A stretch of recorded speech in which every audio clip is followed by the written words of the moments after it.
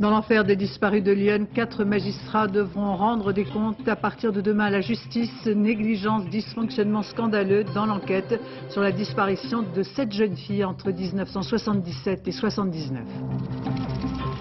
Le procès en appel des 2 frères Jourdain, condamnés à perpétuité, ils ont fait appel. La douleur des familles qui devront affronter les bourreaux de leurs filles. Arlette Laguiller se verrait bien en 3e homme. Sa percée dans les sondages se confirme. Arlette en campagne semble attirer les votes protestataires. Et puis du cinéma avec la sortie du dernier film de Robert Altman, 7 fois nominé aux Oscars qui se dérouleront dans une semaine. Gosford Park, une pléiade de vedettes, une peinture croisée de la société britannique des salons aux cuisines. Christine Scott-Thomas est notre invitée.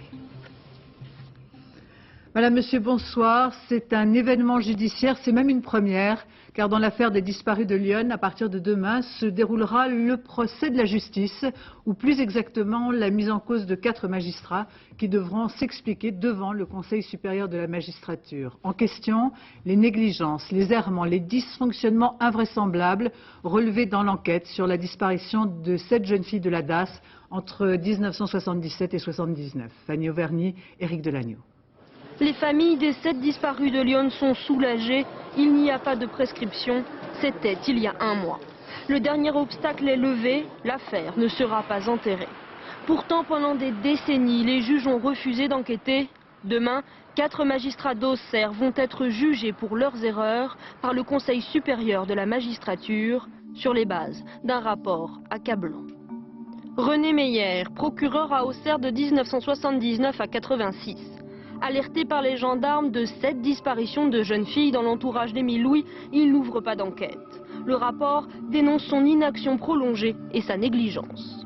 Daniel Stilinovic, 2 fois substitut à Auxerre dans les années 80. C'est lui qui dirigeait les recherches des gendarmes, mais il oriente mal la procédure qui se perd. Malveillance, négligence répétée tout au moins, affirme le rapport. Jacques Casals, procureur. En 1996, il refuse à son tour d'enquêter sur les 7 disparus, malgré l'insistance des familles. Pour lui, il n'y a aucun élément sérieux dans cette affaire. Même attitude pour son substitut de l'époque, Bertrand Dailly. Pendant 3 jours, ces 4 magistrats vont devoir expliquer pourquoi ils n'ont pas fait leur travail. L'avocat des victimes attend leurs arguments. Le taux d'élucidation des affaires de disparition dans Lyon est égal à 0,00%, c'est ce que dit le Conseil supérieur de la magistrature. C'est quand même extraordinaire et cela doit interroger sur les moyens qui ont été mis et qui sont mis pour élucider ces nombreuses affaires criminelles qui ont eu dans Lyon. 27 ans après les premières disparitions, quelles sanctions pour les magistrats? Du blâme à la révocation, le choix appartient en dernier recours au garde des Sceaux. Quant au procès d'Émile Louis, il ne pourrait se tenir raisonnablement avant 2004. Toujours au chapitre judiciaire, le début du procès en appel des 2 frères Jourdain devant les assises du Nord demain. Les 2 hommes qui ont enlevé, violé et assassiné 4 jeunes filles un soir de carnaval en 1997 ont été condamnés à perpétuité il y a 3 ans. À partir de demain, les familles des victimes devront une nouvelle fois affronter ce terrible face-à-face pour des faits qui sont avérés. La douleur de ces mères confrontées au bourreau de leurs filles. Marianne Masse, Dominique Masse. Octobre 2000 aux assises du Pas-de-Calais. Le verdict vient de tomber. C'est la réclusion à perpétuité pour les 2 frères. Les Jourdain font aussitôt appel. Il va falloir tout recommencer. Pour les familles, après la souffrance, c'est aujourd'hui la colère. On est attaqué en justice par des assassins. Le procès, je le vois avec beaucoup de colère parce que je n'admets pas qu'on puisse permettre, sans fait nouveau, qu'on puisse leur permettre de faire appel. Eux, ils ont le droit de faire appel, alors que nous, en tant que victimes, on n'a pas le droit du tout. Alors, si vous voulez, c'est nous qui sommes punis, alors que nous, on n'a rien demandé. Pendant 15 jours, il va falloir réentendre de la bouche des experts les atrocités commises sur Peggy, Amélie, Isabelle et Audrey, toutes les 4 enlevées, violées, puis tuées par les Jourdain, 2 frères déjà condamnés pour viol et meurtre. Les enquêteurs mettront 10 jours à retrouver les corps enterrés au pied d'un blocos. C'est Jean-Louis qui a parlé, mais il ne reconnaît aucun meurtre. Jean-Michel persiste à tout nier, même les évidences. Qui a fait quoi? Ni les expertises, ni le premier procès n'auront permis d'apporter de réponse à cette question. Vont-ils enfin parler? C'est tout l'enjeu des débats qui commencent demain. Ils nous regardent d'un air de se moquer de nous, de dire je sais ce que j'ai fait à tes filles, mais je te le dirai pas. Et puis de les avoir là pendant 2 semaines en face de nous, alors, puis que c'est eux qui sont encore plus protégés. Ça, il n'y a rien de plus révoltant, je pense. Et la vérité qu'elle attend depuis 5 ans, elle ne se fait pas d'illusions. Elle ne la connaîtra jamais. À la gare Saint-Lazare, la SNCF promet de tout faire pour acheminer demain lundi sans problème les voyageurs. Reste qu'un nouveau début d'incendie a été allumé hier soir dans un bureau situé dans les étages du bâtiment. Rapidement maîtrisé, ces départs de feu apparemment volontaires font l'objet d'une enquête. Christelle Bertrand, Ludovic Tourte. Donc il ne sait pas s'il peut... Attends, il y a le CLAT qui m'appelle. Hein. Je sais pas, Ah, c'est parti, c'est d'accord. C'est parti, ça décolle avec. L'ambiance est un peu fébrile. C'est le retour aux vieilles méthodes qui veut cela. Depuis l'incendie, les régulateurs du trafic ont ressorti les règles et les stylos. Les ordinateurs ne fonctionnent plus. Au poste de contrôle installé à la hâte, on gère les trains par téléphone et radio. Dans la nuit de vendredi à samedi, il y a eu 2 départs de feu, dont un au sous-sol, dans un local. Pendant 4 heures, les 150 pompiers dépêchés sur place ont tenté de limiter les dégâts, mais le feu s'est propagé dans les étages par les conduits d'aération et les gaines électriques. L'incendie a totalement détruit le cœur du système informatique de la gare Saint-Lazare. Il faudra plusieurs mois pour remettre en état l'ancien poste de contrôle. La SNCF a porté plainte pour incendie volontaire et hier soir, un autre incendie a eu lieu. Le feu a pris dans un bureau du côté de l'administration. Maîtrisé en une demi-heure, l'incendie mineur a quand même poussé la SNCF à porter plainte une seconde fois et renforcer la sécurité. Demain, le trafic risque d'être perturbé pour les 200 000 personnes qui transitent chaque jour par Saint-Lazare. Nous craignons effectivement demain d'avoir quelques petites difficultés ou du moins des temps de réaction un peu plus longs et d'avoir des retards un petit peu plus importants, mais nous devrions arriver à faire rouler tous les trains. Après un week-end perturbé, la SNCF veut dès lundi assurer 100% des 1600 trains prévus sur le réseau Île-de-France et Grandes Lignes. L'opération de déminage dans les Ardennes de quelques 500 obus s'est achevée ce matin. Les prélèvements effectués indiquent qu'il n'y a aucune trace de produits chimiques. Ces obus seront stockés en Moselle sur un site militaire dans un dépôt de munitions désaffecté. Et l'accalmie en Israël n'aura pas duré. En fin de matinée, un Palestinien a tiré sur la foule dans une petite commune près de Tel Aviv. Une femme a été tuée, plusieurs personnes sont blessées. Quelques heures après, c'est un kamikaze qui s'est fait sauter à Jérusalem-Est. Ces actes terroristes remettent en question cet espoir fragile de cesser le feu discuté ces derniers jours par l'émissaire américain et les autorités israéliennes et palestiniennes. Reportage, Charles Anderlin, Joseph Andal. Alors qu'il est, aucun cessez-le-feu ne pointe à l'horizon. Après 48 heures d'une accalmie relative, les attentats ont repris. Ici, à Kfar Saba, au nord de Tel Aviv, en début d'après-midi, un Palestinien a ouvert le feu sur les passants au pistolet. Il a eu le temps de tuer une adolescente et de blesser une quinzaine de personnes avant d'être abattu par des policiers. 1 heure plus tard, à Jérusalem, un kamikaze actionne sa ceinture d'explosifs entre 7 autobus et 7 voitures. Il y a un seul blessé léger et plusieurs personnes en état de choc. À Bethléem, les combats se poursuivent entre des miliciens et les forces israéliennes qui n'ont pas quitté les quartiers nord de la ville. Les chars ont même fait une brève incursion vers la place de la Nativité.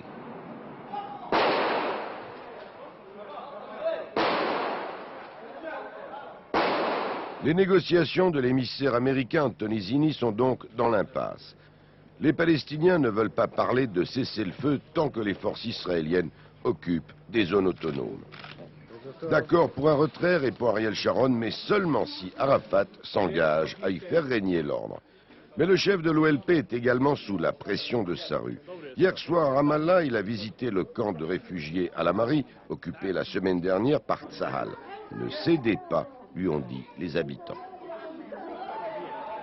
Au Pakistan, sécurité renforcée autour des églises du pays après l'attentat à la grenade contre une église protestante qui a fait 5 morts, dont 2 Américains. Il s'agit d'une femme et de sa fille.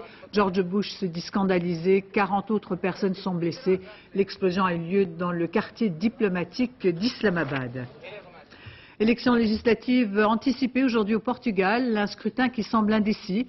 Les bureaux de vote viennent juste de fermer. Les socialistes au pouvoir depuis 1995 pourraient ne pas retrouver la majorité absolue. Les premières estimations devraient nous parvenir dans la soirée. Près de 9 millions d'électeurs vont décider de l'avenir de leur pays qui vit ces derniers mois dans la crainte du ralentissement de l'économie notamment. Sur place, Jean-Marc Idouze, Dominique Bonnet. C'est l'une des rares municipalités de la banlieue de Lisbonne à ne pas avoir basculé à droite en décembre dernier. Et si ce matin, Lídio Galinho a voté en vieux militant de gauche, il n'a plus beaucoup d'illusions. Les socialistes ont su nous faire des tas de promesses, mais dans la pratique, le gouvernement n'a rien fait. C'est vrai, ce petit patron pêcheur de 54 ans fait partie de ceux qui se sentent menacés par la concurrence européenne. Mais si la gauche portugaise a aujourd'hui besoin de plus qu'un coup de chiffon, c'est parce que dans les villes, elle a perdu des électeurs comme Fernando, publicitaire à Lisbonne. Pour lui, le boom portugais c'est fini, et pour remettre le Portugal en selle, il préfère parier cette fois sur la droite. Je ne sais pas ce que la droite va faire, mais je sais ce que la gauche n'a pas fait. L'éducation et la santé se sont dégradées sans que la gauche investisse. Il faut que le Portugal se réveille. Jorge, chef d'entreprise du bâtiment, est un électeur de droite. Mais la couleur politique le préoccupe moins que la confiance des investisseurs. L'essentiel, dit-il, c'est qu'il y ait enfin un pilote dans l'avion. L'ancien gouvernement avait fini par perdre le contrôle de tout, surtout des finances de l'État. C'était l'inertie généralisée. Accusée de s'être endormie aux commandes, la gauche s'est effondrée au municipal de décembre. Elle aura bien du mal à remonter la pente. La droite, desservie par un candidat bien terne, reste ce soir favorite, mais en proposant de nouvelles taxes sur la consommation pour compenser une baisse des impôts, elle n'aura peut-être pas pu mobiliser tout son électorat populaire. En France, le troisième homme pourrait bien être une femme, c'est du moins ce que souhaite Arlette Laguiller, qui jour après jour confirme dans les sondages sa solide percée. Arlette qui monte, elle est créditée de 7 à 9% d'intention de vote, collant au talon de Jean-Marie Le Pen ou de Jean-Pierre Chevènement. De meeting en meeting, les travailleurs et les travailleuses se reconnaissent dans son combat protestataire. Reportage Émilie Lançon, Caroline Boiteau. Si le succès se mesure au nombre de journalistes, Arlette Laguiller est bien une vedette. Elle serait même le troisième homme possible dans cette élection. Je crois que ça en enragera beaucoup si le troisième homme non seulement est une femme, mais est une militante communiste révolutionnaire. Et pas question de donner ses voix pour une raison bien simple. Ce sera impossible de rentrer dans un gouvernement de la bourgeoisie, qu'il soit dirigé par un homme de droite ou par un homme qui se dit de gauche. Une intransigeance qui plaît. Arlette Laguiller attire beaucoup d'électeurs qui ne se retrouvent pas dans la gauche plurielle, mais aussi des jeunes pour qui elle est synonyme d'espoir. On peut changer les choses, on peut faire quelque chose, et c'est ça qui fait plaisir en soi. J'ai longtemps soutenu l'action du PC, mais comme je vois qu'avec les accords qu'il a passés sur le gouvernement pour subsister, c'est les travailleurs qui en font les frais qui ne sont plus du tout défendus. C'est pour ça que je soutiens pour la première fois l'action d'Arlette. Ovationnée, dopée par ses bons résultats dans les sondages, toujours à 8 ou 9%, Arlette Laguiller croit plus que jamais à la révolution. Elle appelle à se rassembler autour d'elle dans un grand parti des travailleurs. Se défendre, c'est s'unir, et pour cela, il faut d'abord se compter. C'est d'ailleurs l'un des intérêts de cette élection présidentielle. Elle ne changera rien à notre sort. Mais elle peut changer, et c'est très important, ce que nous ferons demain.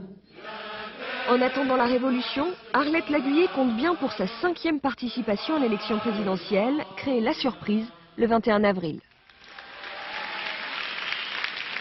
Celui qui incontestablement vit le plus mal la percée d'Arlette Laguiller, c'est Robert Hue, qui du coup en a fait l'un de ses thèmes de campagne pour critiquer ces votes protestataires stériles.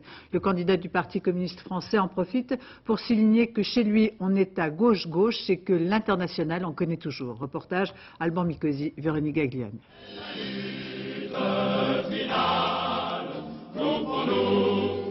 Terminer une réunion publique en chantant l'international n'est évidemment pas neutre. Robert Hue indique ainsi qu'il ne tourne pas le dos à l'histoire et aux idéaux du Parti communiste.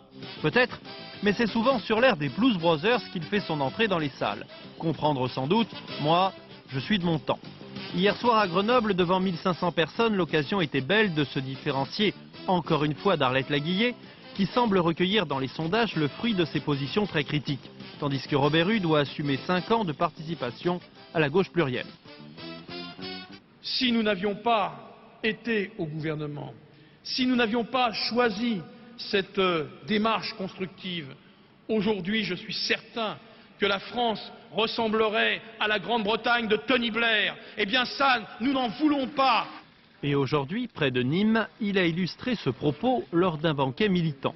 Si la gauche devait garder la majorité à l'Assemblée nationale, Robert Hue réclamerait tout de suite un plan social, avec notamment une augmentation de 300 € des minima sociaux et du SMIC. Ça mettrait le SMIC à 7 000 francs net, ce qui n'est pas de trop, me semble-t-il, alors que les patrons, eux, se sont augmentés de 36% leurs revenus. Dans les 5 ans... Le programme de Robert Hue vise à déplacer vers la gauche le centre de gravité d'une éventuelle nouvelle majorité plurielle. Voilà la proposition que je fais pour les jeunes. Le discours inverse d'Arlette Laguillet et de l'extrême gauche. Les électeurs arbitreront. Et c'est demain que sera présenté le programme de Lionel Jospin, un projet de gauche, affirme François Hollande, qui en avant-première a souligné quelques-uns des grands axes du candidat Jospin. D'abord, la possibilité pour les actifs d'accéder à une formation tout au long de leur vie. Deuxième point, un contrat d'autonomie pour aider les jeunes à entrer dans la vie active. Troisièmement, un allègement de la taxe d'habitation, mais pas question de la supprimer. Quatrième point, enfin, la consolidation des régimes des retraites par répartition. François Hollande, qui était l'invité de nos confrères de Radio J, en a profité pour dénoncer la campagne virtuelle de Jacques Chirac. Nous l'écoutons. Jacques Chirac, il est dans une campagne virtuelle où les mots doivent prendre la place des actes. Une campagne virtuelle, c'est une campagne où rien n'est vrai, où tout est toc ou truc. Une campagne virtuelle, c'est de prendre tous les mots qui existent. Droit à la formation sur toute la vie, service public, aménagement du territoire, mais ne mettre aucun acte en face, aucune proposition sérieuse devant.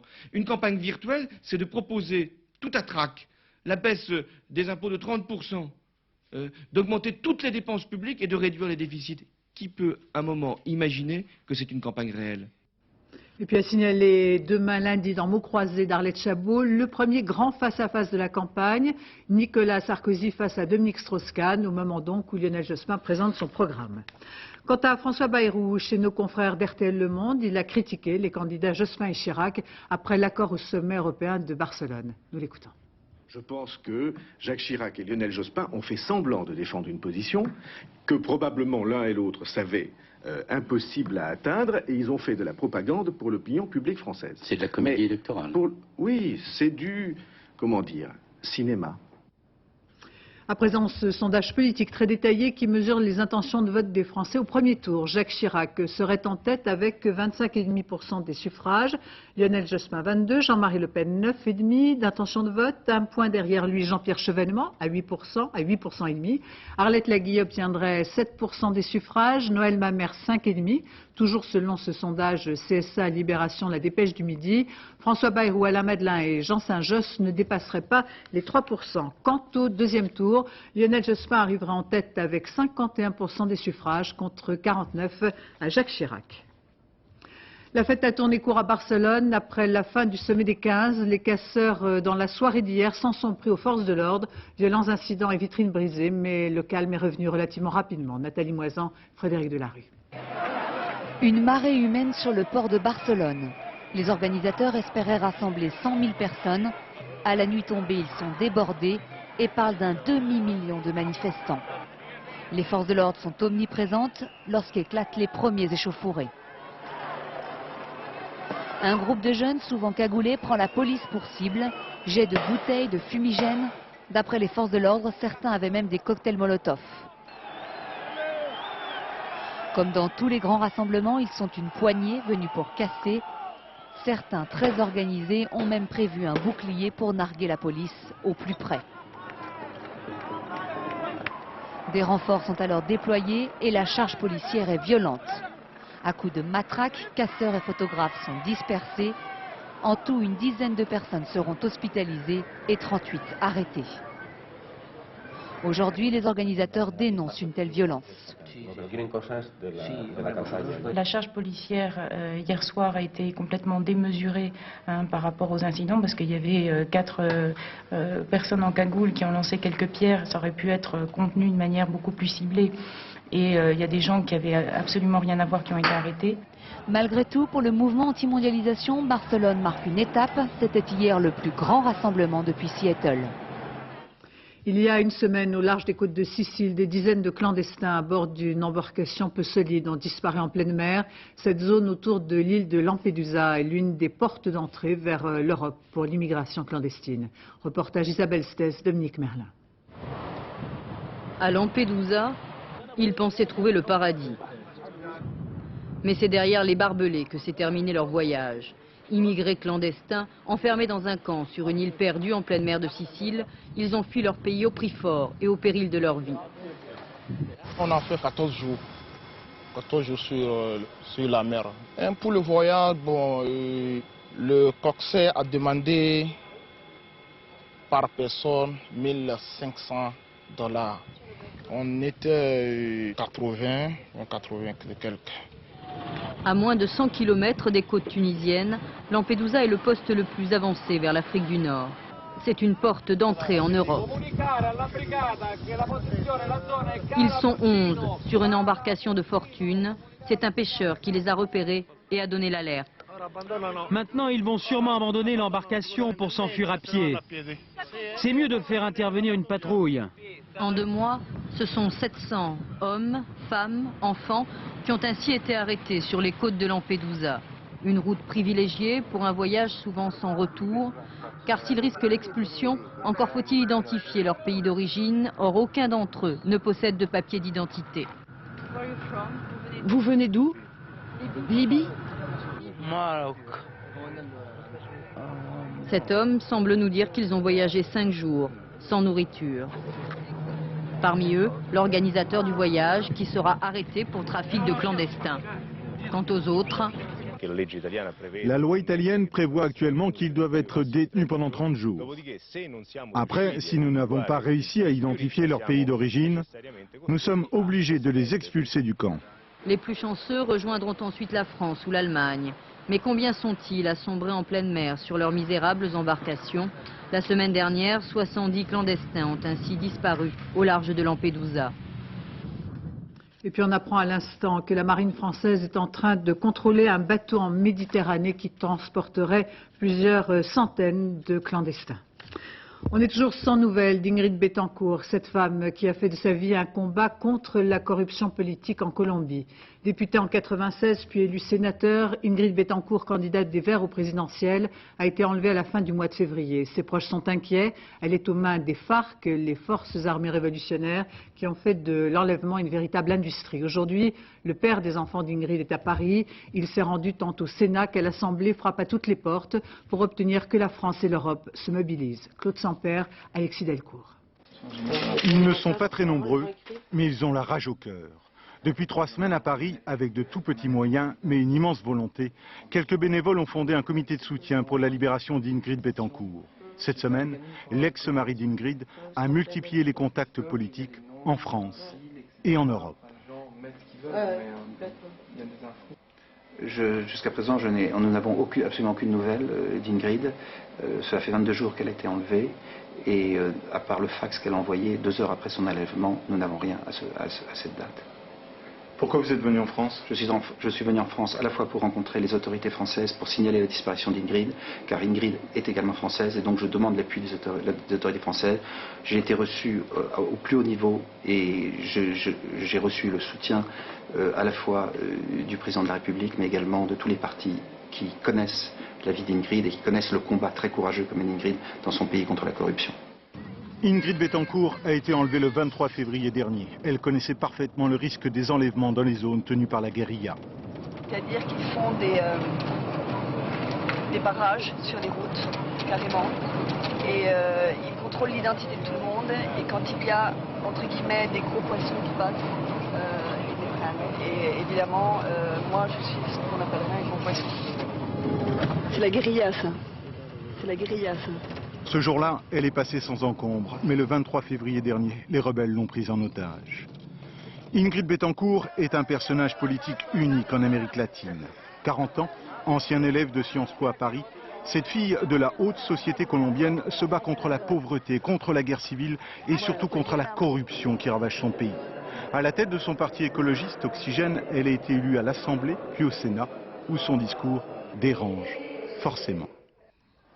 Je sais que dans ce système, je ne peux rien faire. Parce que pour travailler ici, il faut être corrompu. Et c'est pour ça que je veux arriver au pouvoir. Parce que je sais que si jamais on arrive au sommet de la pyramide, on pourra nettoyer de bas en haut. Le 26 mai prochain aura lieu l'élection présidentielle en Colombie. Malgré sa captivité, Ingrid Betancourt est toujours candidate et ses enfants espèrent sa libération. Mardi prochain, il y aura 40 ans qu'étaient signés les fameux accords d'Évian mettant un terme à 7 années de guerre en Algérie. Un événement historique avec l'entrée en vigueur d'un cessez-le-feu, mais qui n'a pas mis fin immédiatement aux violences. Christian Autain. À Évian, sous les fenêtres de l'hôtel du Parc, la tempête du lac s'est apaisée. Il fait un froid polaire en ce matin de mars 62. Cela n'a pas dissuadé la foule des reporters d'attendre l'arrivée des délégations. Car le jour est historique. Il a fallu plusieurs mois de négociations pour signer le cessez-le-feu entre la France et les représentants du FLN algérien. L'Algérie, colonie puis département français depuis 1830, va enfin accéder à l'indépendance, au terme d'une guerre meurtrière qui a mobilisé 2 millions de jeunes appelés. L'événement est accueilli avec soulagement en métropole, mais provoque la colère parmi les pieds noirs d'Algérie, qui se sentent floués. Le 26 mars, rue d'Isly, une manifestation dégénère. Les forces de l'ordre tirent dans la foule, bilan 50 morts. La rupture semble totale entre la France et les pieds noirs.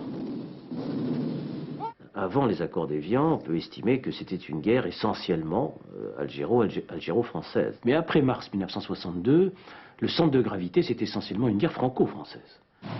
Instigateurs de cette guerre, l'OAS et ses commandos, partisans de l'Algérie française, sèment la terreur. Leur cible, les symboles de l'État français et la population musulmane. Le FLN, un moment désemparé, cherche une réplique. Il y a eu, comme je vous l'ai dit, il y a eu la réaction de l'autre côté. On massacrait les gens dans la rue, il fallait bien réagir, c'est tout. Le FLN répond par des enlèvements d'Européens, suspectés d'être proches de l'OAS. Près de 3000 personnes disparaissent ainsi, dont les 2 tiers ne seront jamais retrouvés. La déchirure entre les pieds noirs et les Algériens est irréversible. Conséquence, l'exode massif vers la France de la quasi-totalité des Européens. Ils n'assisteront pas à l'indépendance de l'Algérie le 5 juillet. On a appris aujourd'hui le décès de Georges Gors, ancien ministre de Georges Pompidou. Il s'est éteint à l'âge de 87 ans. Ce gaulliste avait été secrétaire d'État aux Affaires étrangères dans les années 60, précisément au moment des accords d'Évian. Une page sportive de la Formule 1 avec lors du Grand Prix de Malaisie, la victoire de Ralf Schumacher, le frère de Michael. Il s'agit de la 2e épreuve du championnat du monde. Les Jeux paralympiques de Salt Lake City s'achèvent aujourd'hui. 24 athlètes français y participaient. Une moisson de médailles pour la France. Les meilleurs moments de ces Jeux qui prouvent une fois de plus l'endurance et la performance de ces sportifs qui ont dépassé leur handicap. Julien Hérichon. Ce sont les 8e Jeux paralympiques d'hiver. 450 sportifs de 36 pays se disputent 564 médailles. Salt Lake City garde la flamme. Aux Jeux paralympiques, on concourt selon son handicap. Denis Barbet est paraplégique. En ski assis, il remporte l'or du slalom, au grand bonheur des Bleus. Autre réussite française, les 2 médailles de Pascal Casanova. Pascal est malvoyante. Pour descendre, elle suit un autre skieur, son compagnon Michael, qui la guide au son de sa voix. Preuve qu'en matière de ski paralympique, il faut une sacrée dose de courage, de concentration et bien sûr le sens de la glisse. Quel que soit son handicap, on ne lésine pas sur l'effort. Avec des pointes à presque 80 km/h, personne n'est à l'abri des chutes, heureusement, sans gravité. Audacieux dans la pente, valeureux sur le plat. Des épaules bien fournies et des biceps en pagaille. Les fondeurs paraplégiques relèvent un sacré défi physique. Et que dire des biathlètes non-voyants? Pour tirer sur leur cible, ils portent un casque et se repère grâce à une tonalité. Mais le public américain attendait l'épreuve de hockey sur glace. Les États-Unis remportent la compétition, prenant ainsi leur revanche après la finale perdue des JO. Il aura fallu attendre l'ultime série de tirs pour battre la Norvège et savourer la victoire. Lors de ces Jeux, l'équipe de France s'est placée 13e avec 19 médailles. Salt Lake City, c'est bel et bien fini. Prochains exploits dans 4 ans à Turin, en Italie. Olivier de Kersauzon est arrivé cet après-midi dans la rade de Brest. Il a dû renoncer à sa tentative de battre son propre record du trophée Jules Verne. Son trimaran n'a plus d'hélice ni de gouvernail. Cinéma très bien placé dans la course aux Oscars qui se dérouleront dans une semaine. Le très beau film de Robert Altman, Gosford Park, une pléiade de vedettes dont Christine Scott Thomas qui est notre invitée. Ce film est une peinture souvent grinçante de l'aristocratie britannique des années 30. Portrait de groupe entre les salons et les cuisines, l'univers feutré et intolérant d'en haut et d'en bas, la vie des domestiques. Robert Altman, qui fête ses 77 ans, est nominé pour le meilleur film et le meilleur réalisateur. Pascal Deschamps. Vous avez déposé tous les bagages là-haut. Après les milieux de la mode du cinéma, le réalisateur Robert Altman pose sa caméra moqueuse dans un manoir anglais en 1935, le temps d'un week-end de chasse. En bas, la ruche où s'activent les domestiques. En haut, l'écrin feutré des maîtres et de leurs invités. Parmi eux, un producteur et un acteur américain, star de comédie musicale. Tu peux me dire comment tu fais pour les supporter? Rappelle-toi que c'est en les imitant que je gagne ma vie. Les invités du Nouveau Monde observent les grimaces de l'ancien. Le monde d'en bas observe le monde d'en haut. On cancane, on se jalouse, on complote. Et le spectateur se balade allègrement sur les pas des uns et des autres. Vous souffrez d'insomnie, Milady? Quelque chose me dit que cette nuit, j'en aurai peut-être. Je ferme rarement l'œil avant 1 heure. Je m'ennuie, c'est terrible. Alors il nous faudra songer à un moyen de vous distraire un peu. Aujourd'hui, Christine Scott Thomas ou Alan Bates, hier Richard Gere ou Tim Robbins, ils veulent tous tourner avec Robert Altman, n'hésitant pas à partager l'affiche avec une douzaine d'autres grands noms à chaque fois. C'est sans doute parce que ce grand gaillard de près de 2 mètres, auteur de plus de 30 films, leur offre une manière de travailler unique. Quand il y a beaucoup de gros plans dans un film, l'acteur sait à quel moment précis il doit jouer. Il joue pour la caméra. Mais ici, les acteurs sont dans un large espace. Ils n'ont pas leurs habitudes. Ils ne savent pas où est la caméra. D'ailleurs, moi j'en utilise 2. Les acteurs bougent et jouent tout le temps et ils ne savent jamais quand ils sont à l'image. Bien sûr, il y aura meurtre et enquête. Les masques tomberont, l'univers policé perdra quelque peu son vernis. Le spectateur, lui, se sera bien régalé au spectacle d'une savoureuse comédie humaine. Christine Scott Thomas, bonsoir. Vous vous faites très rare sur les plateaux de télé. C'est un plaisir de vous recevoir. Alors, quel plaisir, quelle émotion, quel parfum vous reste de ce tournage avec Robert Altman? La liberté, l'improvisation, il le disait. La liberté, l'improvisation, certes, parce que, comme il disait, comme il y a plusieurs caméras, on ne peut jamais être attrapé en train d'être soi-même. Il faut toujours être dans la personnalité du personnage qu'on joue. Donc il faut toujours être au boulot, quoi. Il n'y a pas de moment de relâche. Donc c'est très intense comme tournage. Mais en même temps, c'est un plaisir inouï de travailler avec autant d'acteurs. Alors, on l'a dit, une pléiade de vedettes extraordinaire. Voilà. Pas d'ego, pas d'exigence particulière. Par ordre alphabétique au générique, c'est assez rare et ça mérite d'être souligné. Oui, assez impressionnant. Je sais que parfois il y avait je crois qu'on était 24, presque tous les jours, des acteurs les plus renommés en Angleterre. Maggie Smith, Alan Bates, Derek Jacobi, Emily Watson.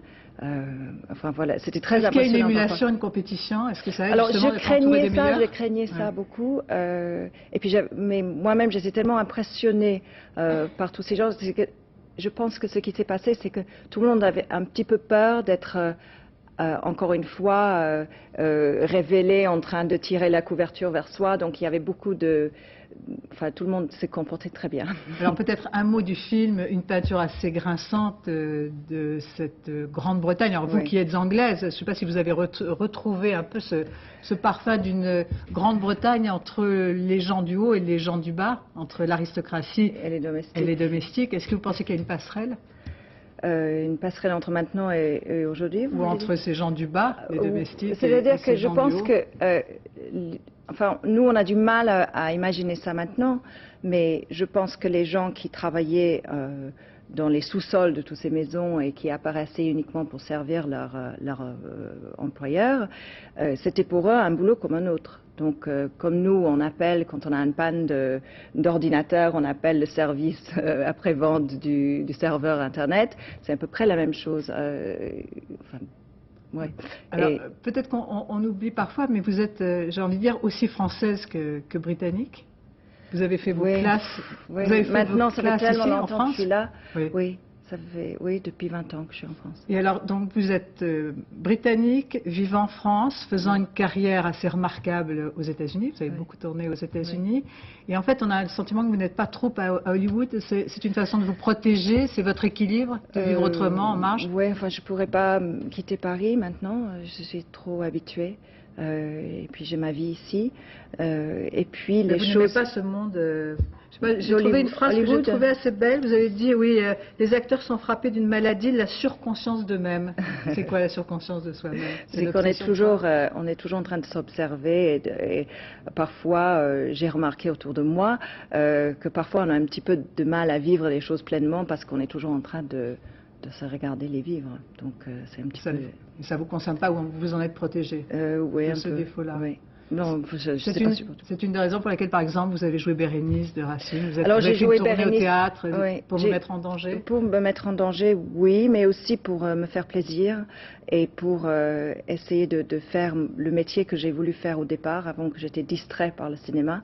Et voilà, je voulais faire du théâtre, je voulais être comédienne de théâtre. L'occasion ne s'est pas présentée jusqu'à maintenant. Donc, vous le dites avec regret? Avec regret? Ben oui, presque. On a l'impression que vous préfériez être comédienne qu'actrice? Non. Non, mais je suis très heureuse à faire les deux choses. J'aime beaucoup faire du cinéma, mais j'avais vraiment besoin de cette expérience-là pour pouvoir avancer dans le cinéma. Alors, toute dernière question, pour quelle raison vous avez créé votre propre société?